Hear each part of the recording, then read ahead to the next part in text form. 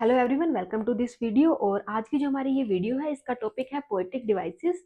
Poetic devices जो होते हैं, ये हमारी स्पेशल टाइप की टेक्निक्स होती हैं, स्पेशल टाइप के डिवाइसेस होते हैं जो पोएट यूज करता है अपनी पोम्स में उसको सुंदर बनाने के लिए। और हम ये कह सकते हैं उसको मीनिंगफुल और अट्रैक्टिव बनाने के लिए ये पोएट यूज करता है। और हिंदी में हम पोएटिक डिवाइसेस को अलंकार कहते हैं। हिंदी में कवि यूज करता है अलंकारों का अपनी कविता को सुंदर बनाने के लिए। और इंग्लिश में हम ये कह सकते हैं कि पोएट अपनी पोम को डेकोरेट करने के लिए पोएटिक डिवाइसेस का यूज करता है। इस वीडियो में हम मेजरली 10 पोएटिक डिवाइसेस को वन बाय वन डिस्कस करेंगे। और ये जो पोएटिक डिवाइसेस हैं हमारे होंगे simile, alliteration, hyperbole, metaphor, personification, imagery, onomatopoeia, rhyming scheme, repetition और ऑक्सीमोरोन। अब टाइम को वेस्ट ना करते हुए हम स्टार्ट करते हैं। सबसे पहले हम बात करते हैं सिमिली की। सिमिली का यूज हम तब करते हैं जब हमें किसी चीज के बीच कंपैरिजन क्रिएट करना हो। जैसे for example, she is as brave as a lion. इसके अंदर शी का कंपैरिजन लायन के साथ हो रहा है। इसमें कह रहे हैं कि ये लड़की इतनी ब्रेव है जैसे कि एक लायन होता है। सेकंड में, हर फेस शाइन्स लाइक द सन। उसका फेस ऐसे चमक रहा है जैसे कि एक सन। इसमें फेस का कंपैरिजन सन के साथ हो रहा है। तो इसका मेन इंडिकेशन सिमिली का यही होता है कि जब इन सेंटेंसेस में एज और लाइक जैसे वर्ड्स का यूज होता है। अब अगर हम मेटाफर की बात करें तो मेटाफर में डायरेक्ट कंपैरिजन होता है। जैसे for example, she is a shining star. इसमें ये ऐसे नहीं कह रहे कि जो शी है वो शाइनिंग स्टार के जैसे है। इसमें डायरेक्टली कह रहे हैं कि वो शाइनिंग स्टार ही है।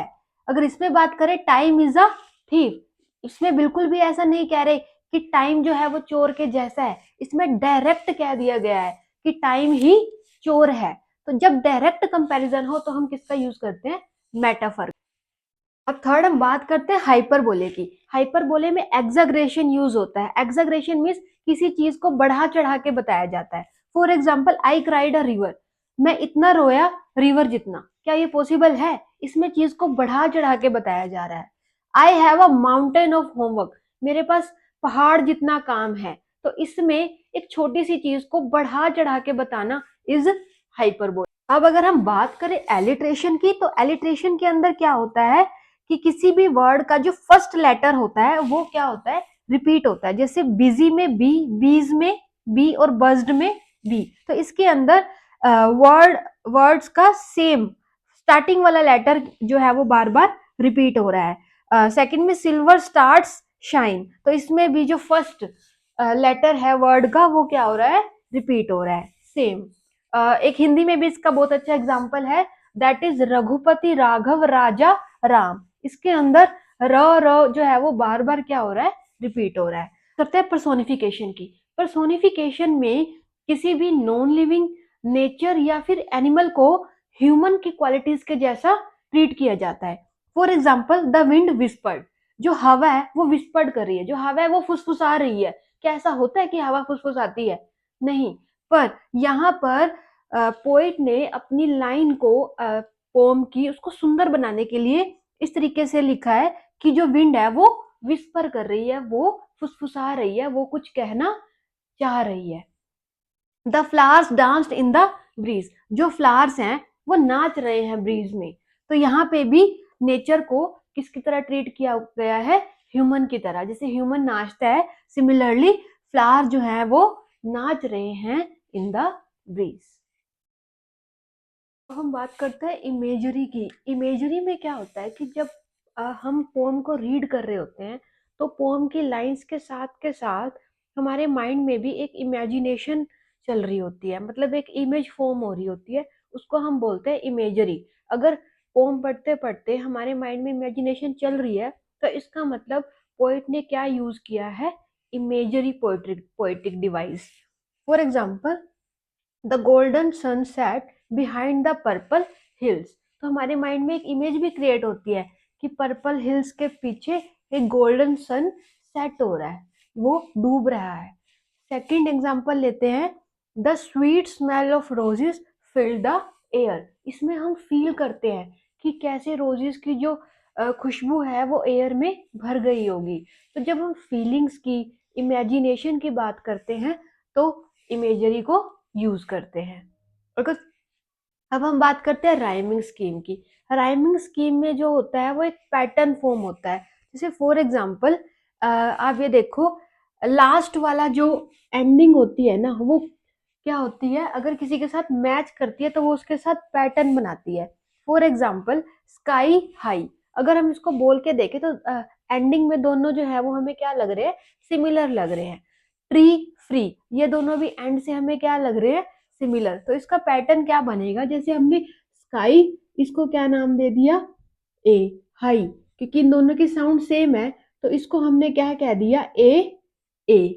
ट्री फ्री, अब ये अलग आ गई ना, तो इसको इसको हमने नाम दिया बी और बी। तो हम एंड में ये कह सकते हैं कि इसका पैटर्न बना ए बी बी। तो इस टाइप की जब पैटर्न बनते हैं तो उसको हम बोलते हैं कि पोइट ने क्या यूज किया है, राइमिंग स्कीम। जो ये पोएटिक डिवाइस टॉपिक है, ये सीबीएसई में जब पोएटिक एक्सट्रैक्ट आता है तो उसमें टीचर स्टूडेंट से पूछ लेता है कि इसमें कौन सी राइमिंग स्कीम बन रही है, या फिर कोई लाइन देके कि इसके अंदर कौन सा पोएटिक डिवाइस है। अब हम बात करते हैं रिपीटिशन की। रिपीटिशन में क्या होता है, रिपीट होना। इसके अंदर एक लाइन एक से ज्यादा बार जब रिपीट हो रही हो, जैसे for example never give up, never give up, तो हम ये कहते हैं कि पोएट ने रिपीटिशन का यूज किया है।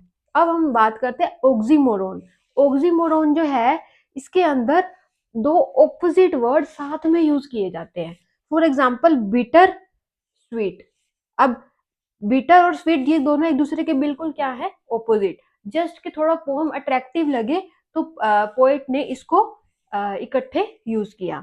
रैंडम ऑर्डर, रैंडम में तो क्या होता है, कैसे भी सीरियल वाइज चीजें नहीं होती, लेकिन ऑर्डर में सब सीरियल वाइज होता है। तो हम ये कहेंगे कि पोएट ने यहाँ पे दो ऑपोजिट वर्ड्स का यूज किया है। अब लास्ट हम बात करते हैं एनोमेटोपिया। एनोमेटोपिया में जो हम बात करते हैं, इसमें साउंड वर्ड का यूज होता है। जैसे for example the clock went tick tock, हमें पता है कि क्लॉक की साउंड जो होती है वो क्या होती है, tick tock.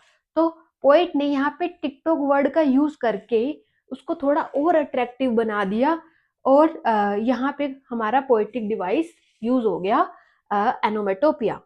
Second is the bees went बज, हमें पता है जो बीज है वो कौन सी साउंड प्रोड्यूस करती हैं, बजिंग साउंड।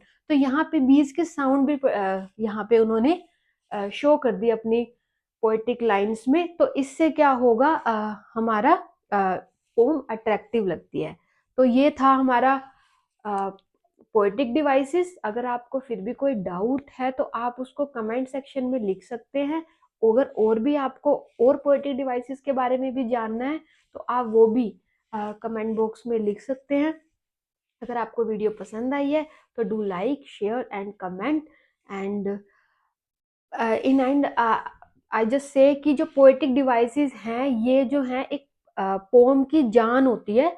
जो जान आती है पोम के अंदर, वो इन डिवाइसेस को यूज करके ही आती है। तो okay, till then keep learning.